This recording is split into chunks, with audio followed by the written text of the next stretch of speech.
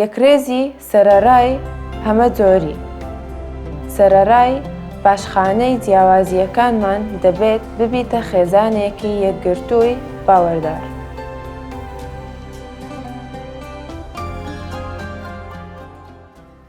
ئەم بنەمایە بە شێوەیەکی زۆر بەهێز ڕوون کراوەتەوە کاتێک پۆلس وسیلا و تیمۆساوس هەروەها لۆقاش لە فیلیپی کۆبوونەوە. با لە ڕێگەی نەخشەوە و دیدگای جوگرافی ببینین بۆ ئەوەی شوێنی فیلیپیەکان بزانین. دووەم گەشتی میزگاندان لە پیر پۆلس بەتەنیا لە ئەنتاکیاوە جوڵاوە و چووە دەربەی و لەوێ بۆ لیسترا. لەوێ تیمۆساوسی هەڵبژارد بۆ ئەوەی ببێتە هاوڕێی لە خزمەتکردندا. سیلا لە ئۆرشەلیمەوە هات و پەیوەندی بۆ گرووپەوە کرد لەگەڵ لۆقا. چوونە کۆنیا. باوەڕدا زانیمان کە لۆقا چوویتە پاڵ گرووپەکە چونکە جێناوی کۆی ئێمەی بەکاری هێناوە. ئاوامان کرد. چوونە کۆنیا و لەوێوە بۆ ئەنتاکیای پسیدیا. بەڵام دوای ئەوە تا ترۆئاس کە لەسەر سنوورێکی دەرایی ئەنجامەی باوەڕی بوون.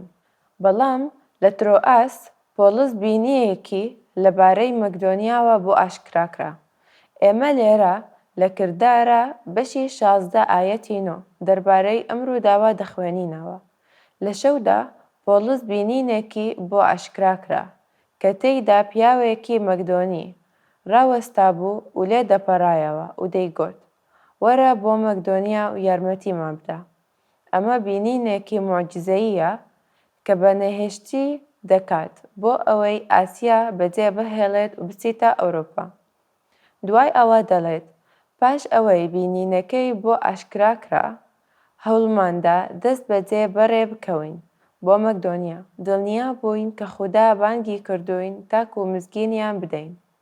بۆیە گشتیەکان گرت و دەریای ئیجەیان بڕی. دوای ئەوەی ترۆئاسیان بەجێ هێشت چوونە فیلیپی. ئەمە دیمەنێکی زۆر سەرسوهێنەرە.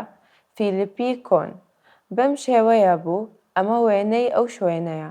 دەتوانێت بە نێوان ئەم وێرانەیەدا بڕۆیت. سەختە کە مرۆڤ هاوڵ بدات خەیاڵی ئەو شوێنەی مەحاڵانەی فیلیپی بکات کە هەندێک ڕوودا و تیاندا ڕوویانداوە. سێ شتی گرنگ ڕوویدا. ڕووداوی یەکەم کۆبوونەوەی لەگەڵ لیدیایە. ئەمە وەسفی لیدیایە. لیدیا کۆچبەرێکی خواپەرستی دەوڵەمەند بوو کە خەڵکی سیاتیرا بوو. دیارە دایکێکی عازب بووە. هەروەها زیرەک و سەرکەوتوو بوو لە بازرگانیدا. لە کردارە لۆقا ئەوەی تۆمار کردووە کە ڕووی داوە. تیمی مزگەنیەکان هاتنە فیلیپی بەڵام ئەنجومەنەکان کۆ نەبووە. هۆکارەکەی ئەوەیە کە بە پێی یاسایی جوولەکەکان دەبوو لانی کەم 10 پیاو هەبن کە تەمەنیان 13 ساڵ و سەرووتر بن بۆ ئەوەی ئەنجومەنەکان کۆ ببێتەوە. بەم شێوەیەک شوێنەیەک نەبوو تێدا کۆ ببنەوە. پۆلس لەگەڵ هاوڕێیەکانی بەرەوە ڕووبارەکە ڕۆیشتن. لە لای ئەم ڕووبارە لیدیا و کۆمەڵێک ژن کۆ ببوونەوە. لەوێ پۆلس هات و بانگەشەی مزگەنی ئینجیلی کرد. لیدیا وەڵامی پەیامی ڕزگاری دایەوە. خۆی و هەموو ماڵەکەی بانگهێشتانی کرد کە بین و لە ماڵەکەیدا کۆ ببنەوە. لەوانەیە ئەم یەکەم شوێن بوو بێت کە کلیسا تێدا کۆ بووتەوە لە ماڵی ئەم خێزانەدا.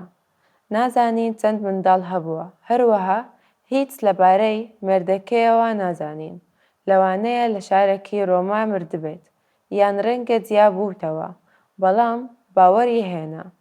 پەروەردگار لێی کردووە و کلیسا لە ماڵەکەیدا لە فیلیپی دروست بوو. ڕووداوێکی دواتر کە پەیوەندی بە کارکتەرێکی تایبەت هەیە کچێکی گەنج بوو. هەروەها کارەکە بوو. کارەکەرێک کە ناوی باس نەکراوە. ڕووحی فالچێتی تێدا بوو. ئەو بە تەواوی وا بەستەی ئاغا خۆپەرست و گەندەڵەکانی بوو. وەک ژنێکی بێمێرد. زۆر هەژار بوو. بەبینی بەزەیت پێدا دەهاتوو. لە کردار 16 16 هەتا 18 لەبارەیەوە دەخوێنینەوە. شایەتەکانی ناوەوی بەردەوام قسەی دەکرد و لە پشت پۆلسەوە دەڕۆیشت. پۆلس لێی بێزار بوو و فەرمانی بە شیعەتەکانی کرد کە لێی دەربچێت و ئازار بوو. بەڵام کاتێک ئەمە ڕوویدا، ئاغاکانی لەو قازانجە بێبەش بوون کە ئەم کارەکە هەژارە کە ڕووحی فاڵتێتی تێدا بوو، بۆیانی پەیدا دەکرد. لە ئەنجامدا ئاژەوەیەکی ڕوویدا، ئەوانیش بردیانە بۆ بەردەم حاکمەکانی شاری فیلیپی. لە ئەنجامی ئەمەشدا فەرمانراوەکانی فیلیپی فەرمانیاندا کە پۆلس و سیلا بە کۆتان لێبدرێن. کرانە ناو زیندانی ناوخۆی و بە زنجیر بەستراونەوە. ئەمە وێنەی پاشماوەی ئەو زیندانەیە کە تێیدا بوون. زیندانی بوون و خۆیان لێدەهات، بەڵام لە نێوەی شەودا خەریکی ستایشی خودا بوون. لەم کاتەدا بوومەلەرزەیەکی ڕوویدا و کۆتی هەموو زیندانەکەیان بوونەوە. بێگومان زیندانەکەوان زۆر ترسان تا ئەو ڕادەیەک کە خەریک بوو خۆی بکوژێت. لەم ساتەدا پۆلس پێی گوت: ئازاری خۆت مەدە، هەموومان لێرەین. ڕووی تێکرد و کەوتە بەردەمی وتی: چی بکەم بۆ ئەوەی ڕزگارم بێت؟ پۆلس وتی: باوەڕ بە یەزدان عیسای مەسیح بکە، ڕزگارت دەبێت. نەیوت باوەڕ بە یەزدانی عیسای مەسیح بکە، لە ئاو هەڵبکێشرێت ڕزگارت دەبێت. هەروەها نەیگوت باوەڕ بە عیسای مەسیح یەزدان بکە و کارە باشەکان بکە، ڕزگارت دەبێت، بەڵکو وتی باوەڕ بە یەزدان عیسای مەسیح بکە، ڕزگارت دەبێت. پوختەیەک لەبارەی زیندەوانەکان دەبێت. زیندەوانەکەی فیلیپی هاوڵاتیە ڕۆمانی بوو، لەوانەی سەربازێکی پیشووی توند و تیژ بوو بێت و کراوە بە بەرپرسی زیندان ناوخۆیەکە کە سوکارەکەی وەک لیدیا وەڵامی مزگەێنی ئینجیلیان دایەوە. هەموویان وەڵامی مزگەێنی ئینجیلیان دایەوە بەهۆی باوەریان بە عیسای مەسیح. لە ئاو هەڵکێشران و ژیانی خۆیان وەک خێزانێک بە مەسیح بەخشی. بەم شێوەیە کەسایەتی زۆر گرنگەکان لە کەنیسەوە فیلیپی دامانەوە. لیدیا و خێزانەکەی، هەروەها کچێکی بچووکی کارەکە کە وەک بەشێک لە کلیسا مایەوە. زیندانیەکانی فیلیپی ئەم کابرا سەختە کە بڕیار بوو خۆی بکوژێت، چونکە پێی وابوو ئەگەر زیندانەکان دەرباز بوونایە دەکوژرا. بۆیە ئێمە کۆمەڵێک کەسین، هەر چەشمان لە کلیسا فیلیپی هەن. زۆر کات کە بیر لە فیلیپی دەکەینەوە، بیر لە ئەزموونەکانی گۆرانکاری دەکەینەوە، بەڵام با بۆ ئەوە بڕوانین کە دواترە لەم ئەزموونەی گۆرانە. ئێمە سەیری ئەو تاکە جیاوازە دەکەین کە لە مەسیحدا یەکگرتوون، بەبێ گوێدانە پێشبینیان. جارێکی تر بنەمای دووبارە دەکەینەوە. سەرەڕای پاشخانە جیاوازەکانمان دەبێت ببینە خێزانی یەکرێزی باوەڕدار. دوای ئەوە پۆلس وتی مزگینەکان ڕۆیشتن شتێکی گرنگ ڕوویدا. ئەوەی لە فیلیپی ڕوودا زۆر گرنگ بوو بۆ بڵاوکردنەوەی مزگەێنی ئینجیلی عیسای مەسیح و ئەرکی گەورە، چونکە کاتێک مزگەێنی گەیشتە ئەوروپا، فیلیپی یەکەم شاری ئەوروپا بوو. هەموو مزگەێندانە گەورەکان لە ئەوروپا هاتنە دەرەوە بۆ ئەوەی مزگەێنی ئینجیل بە هەموو جیهاندا بڵاو بکەنەوە. هەر بۆیە ئەمە پێگەیەکی زۆر گرنگ بوو کاتێک کەنیسا لە ئەوروپا لە فیلیپی دامەزرا. دەتوانین ئەم بە دووەم پەیامی عیسا بزانین کاتێک عیسا پێش بەرزبوونەوەی بە نێراوانی گوت: بەڵام کاتێک ڕوحی پیرۆزتان دێتە سەر، هێز وەردەگرن و بۆم دەبنە شایەت لە ئۆرشەلیم و هەموو یەهودا و سامێرا تا کۆ ئەو پەڕی زەوی.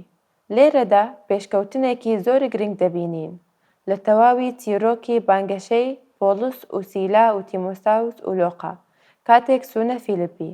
مزگەێنی لە فیلیپیەوە تا ئەو پەڕی زەوی بڵاو ببوو. پرسیارێک بۆ تەفکیرکردن و جێبەجێکردن: پەیوەندیمان بەم بنەمایەوە چییە کە لێلی چەسپاندنی یەکڕێزی لە کلیسەدا چییە؟ سەرەڕای بوونی پاشخانە جیاوازەکان شەیتیان چۆن هەوڵی تێکدانی ئەم یەکڕێزیە دەدات. کاتێک بیر لە فیلیپیەکان و ئەم سێ گروپە جیاوازە یان سێ خێزانەکە دەکەینەوە لیدیا کارەکەی زیندەوانەکان و خزمەتکردنیان. لیدیا کارەکە زیندەوانەکە خزمەتکایان و هیتر پەیوەندیان بەم کلیسایەوە کرد. بیر لەوە دەکەینەوە کە پۆلس دواتر لە زیندانەوە بوو بۆی نووسی بوو. ئەم بنەمایە یەکڕێزیە، ئەمە کلیلەکەیە بنەمایە. پۆلس ئەم قسانە پێوتن: هیچ شتێک بە خۆپەرستی و لووتبەرزیەوە مەکەن، بەڵکو بە شێوەیەکی بێفەیز بن کە بەرامبەرەکەتان لە خۆتان بە باشتر بزانن. بێفێزی کلیلێکی زۆر گرنگە بۆ یەکڕێزی. بێفێزی وا لە مرۆڤ دەکات بڵێت: من و تۆ یەکین، من لە تۆ گەورەتر نیم، زیاتر لە خۆم ڕێزت لێ دەگرم، ئێمە لە عیسای مەسیحدا یەکین. ئەوە بێفێزی ڕاستەقینەوەیە، بەبێ گوێدانە، شوێن و پێگەی ئێمەیە لە کلیسا. تەنها بایەخ بە ڕژێوەندی تایبەتی خۆتان مەدەن. ڕاستە هەموو کەسێک بە ڕژێوەندی هەیە، بەڵام پۆلس دەڵێت تەنها بایەخ بە ڕژێوەندی تایبەتی خۆتان مەدەن، بەڵکو بە هەر یەکتان بایەخ بە ڕژێوەندی خەڵکی دیکەش بدات. ئەمەش یەکڕێزی دروست دەکات. هەروەها دواتر پۆلس کلیلەکەی پێدان، ئەمەش پوختەی ئەو قسانەی کە دەڵێت: وەک عیسای مەسیح بیر بکەنەوە. ئەمە کلیلی یەکڕێزیە. هەروەها ئەو بیرکردنەوە چی کە لە عیسای مەسیحدا هەبوو پۆلس ڕوونی دەکاتەوە. وەک عیسای مەسیح بیر بکەنەوە، ئەوەی بە سروشتی خۆی خودایە، نەیویست یەکسانیەکەی لەگەڵ خودا بوو بە خۆی بقۆزێتەوە. شێوەی بەندەی وەرگرت، بەڵکو خۆی کردە هیچ وەک مرۆڤێ لێهات کە بە ڕوخساری مرۆڤ پێنرا. ئەمە ئەزموونێکی گەورەیە، بێفیزەیە و پەروەردگاری گەردوون کە بە ڕوخساری مرۆڤ بینرا، خۆی نزم کردووە و هاتە مردن، مڵکەچ بوو و تەنانەت مردنی چەرخاس. ئەمە کلیلی یەکڕێزیە، کلیلی یەکێتی هاوسەرگیری. پۆلس لە ئەفەسۆسدا وتی کە پیاو دەبێت ژنەکەی خۆش بوێت وەک چۆن مەسیح کلیسای خۆشویستووە. مانای ئەم قسە چییە؟ واتایەکی لەم بەشادەیە. دەبێت بیرم وەکو بیری عیسای مەسیح بێت. ئەمە تەحەدایەکی ڕاستەقینەوەیە. ئەمە وتای ئەوەیە کە ئامادە بم لە پێیناودا بمرم کە تومت، چونکە عیسا لە پێیناو مندا مرد. ئەمە لە ڕاستیدا ڕاستپاردیەکە بۆ هەمومان. هەمومان دەبێت یەکترمان خۆش بوێت وەک چۆن مەسیح ئێمەی خۆشویست.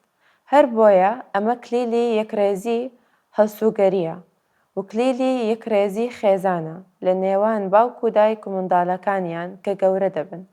هەروەها کلیلی یەکڕێزیە لە کلیسەدا. ئەمەش ڕوحی سادەیی و ئەو بیرەیە کە لە عیسای مەسیحدا. بەشی دووەمی پرسیارەکە ئەوەیە: شەیتان چۆن هەوڵی تێکدانی ئەم یەکڕێزیە دەدات بێوەستان کار دەکات؟ عیسا نوێژی کرد کە ئێمە لە مەسیحدا یەک بین.